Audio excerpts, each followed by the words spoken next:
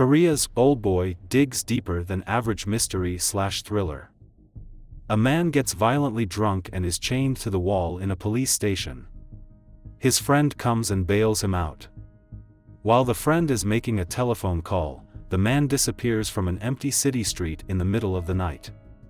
The man regains consciousness in what looks like a shabby hotel room. A bed, a desk, a TV, a bathroom cubicle. There is a steel door with a slot near the floor for his food tray. Occasionally a little tune plays, the room fills with gas, and when he regains consciousness the room has been cleaned, his clothes have been changed, and he has received a haircut. This routine continues for 15 years. He is never told who has imprisoned him, or why. He watches TV until it becomes his world.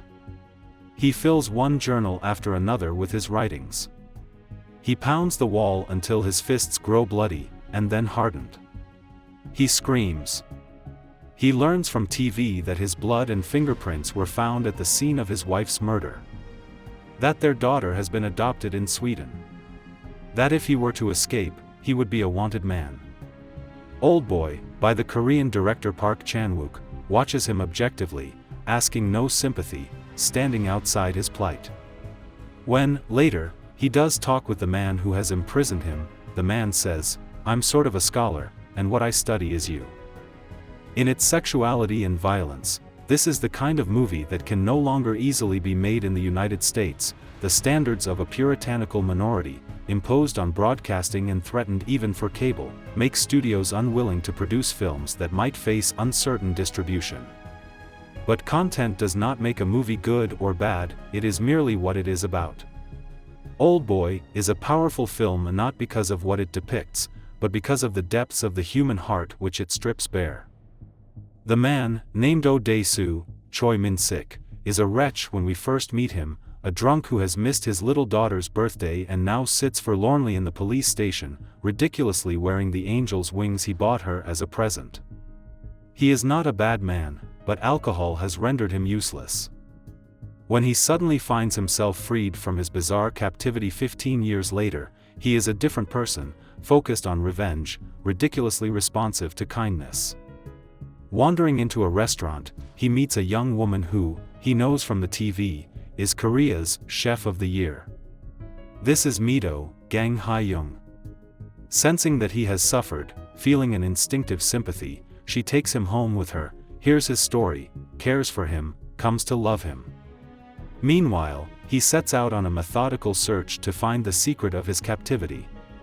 He was fed pot stickers, day after day, until their taste is burned into his memory, and he travels the city's restaurants until he finds the one that supplied his meals. That is the key to tracking down his captors. It is also, really, the beginning of the movie, the point at which it stops being a mystery and becomes a tragedy in the classical sense. I will not reveal the several secrets that lie ahead for O, except to say that they come not as shabby plot devices, but as one turn after another of the screws of mental and physical anguish and poetic justice.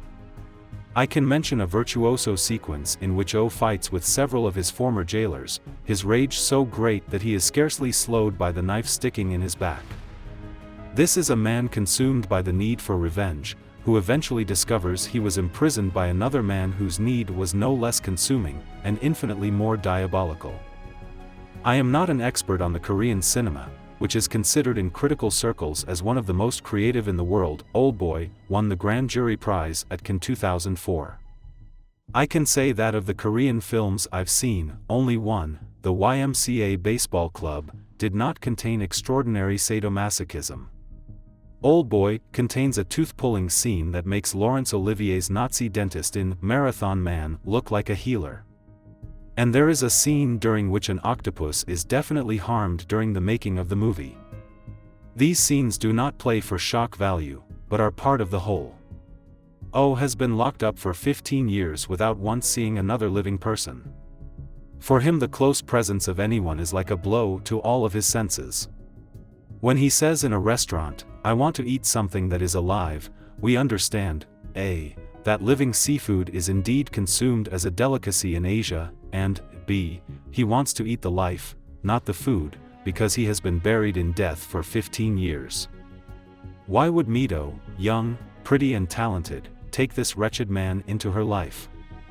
Perhaps because he is so manifestly helpless. Perhaps because she believes his story, and even the reason why he cannot reclaim his real name or identity. Perhaps because in 15 years he has been transformed into a man she senses is strong and good, when he was once weak and despicable. From his point of view, love is joined with salvation, acceptance, forgiveness and the possibility of redemption. All of this is in place during the several scenes of revelation which follow, providing a context and giving them a deeper meaning.